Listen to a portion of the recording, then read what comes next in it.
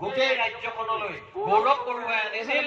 মই বিচাৰো প্ৰতি বছৰে তেনেধৰণে আপোনালোকৰ বৃহত্তৰ অঞ্চলৰ কলেজ স্কুলৰ পৰা তেনে ছাত্ৰ ছাত্ৰী ওলাই বিভিন্ন ক্ষেত্ৰত অসমৰ এই আধাৰ ওলা মৰা কেতিয়াবা কেতিয়াবা সময়ত আৰু যাতে পোহৰমুখী কৰিব পাৰে আৰু এই ক্ষেত্ৰত অগ্ৰণী ভূমিকা ল'ব পাৰে সেই কথাটো মই আশা কৰোঁ বাবে আপোনালোকৰ অংশীদাৰিত্ব মই বিচাৰিছোঁ।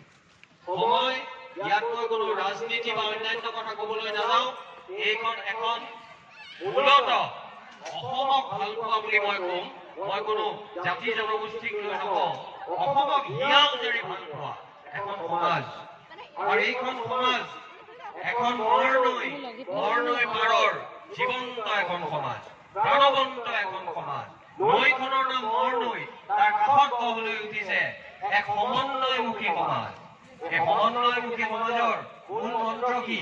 এই সমন্বয়মুখী সমাজৰ মূল মন্ত্ৰ 14 বছৰ ভূপেন হাজৰিকাই যেতিয়া তেওঁৰ দ্বিতীয়টো গীতত নিজকে অগ্নিযুগৰ ফিৰিঙতি বুলি কোৱাৰ সাহস ৰাখিছিল, সেই ভূপেন হাজৰিকাই কোৱা সেইটো গীতৰ পিছৰ এটা স্তৱকৰ তেনে এখন সমাজৰ প্ৰতিচ্ছবি মই আপোনালোকৰ মাজত দেখোঁ যে হৰিজন